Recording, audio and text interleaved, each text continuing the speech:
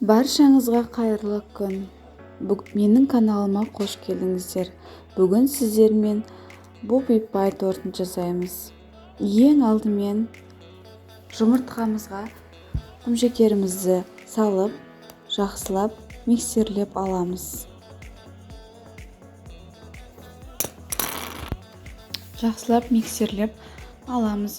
Қатты көпіргенше, аппақ болғанша миксерлейміз. Сонда сіздердің қоржындарыңыз көтеріліп, әдемі пісетін болады.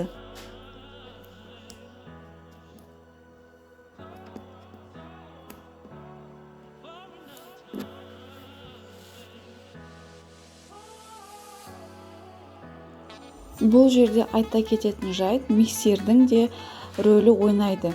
Кейбір миксерлер қатты көпіртпей миксерлейді. Енді майымыз бен шоколадымызды водяной баняда ертіп алып, жаңағы сұйықтығымызға құямыз да жақсылап миксерлейміз. Ұнымызды, разрыхителімізді, какаомызды бөлек ыдысқа салып алып қоямыз. Осының үстінен жаңағы ұнымызды құйып шығамыз.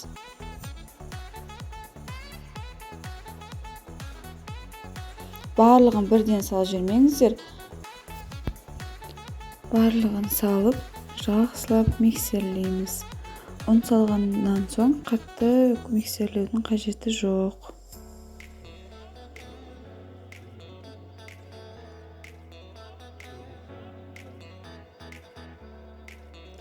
Енді қағазымызды дайындап алып, менде трафаретті алып, бетіне осы қағазды төсеп, санды осылай жазып шығасыздар.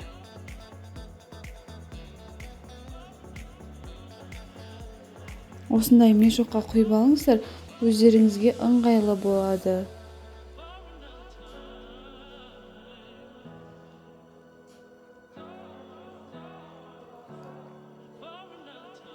Ең оңай тәсіл осы негізінде. Бір келкі түзу болып шығады торттарыңыз.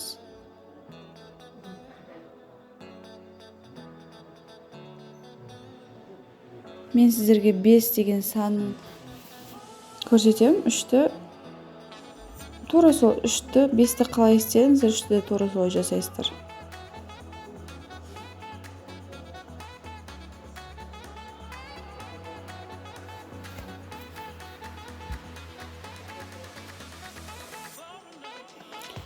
Бізде пісті корждарымыз. Енді осы 5 деген цифраны үстінен салып, түзулеп, кесіп шығамыз. Бұл піскен екен, әрине ісінеді. Ісінген кезде сырт жағына шығып кетеді. Осылай жақсылап түзулеп шығамыз.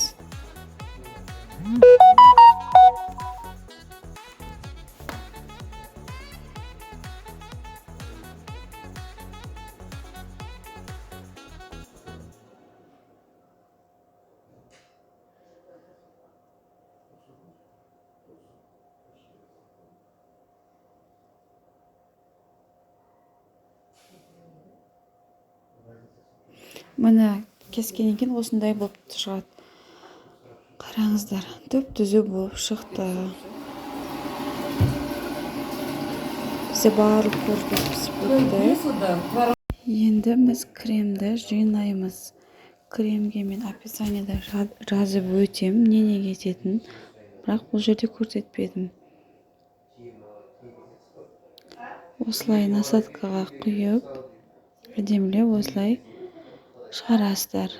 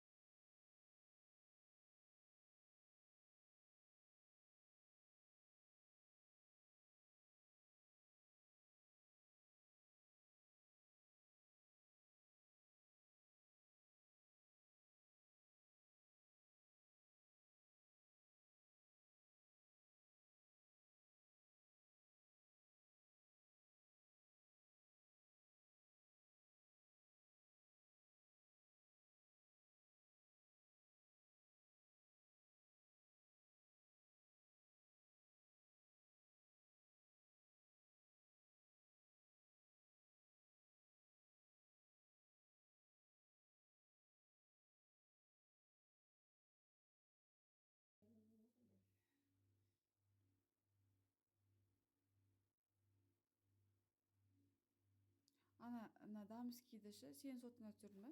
Жоқ, сіздікі. Менікіне. Менікінде дамский жоқ просто. Сенікіне түсірді.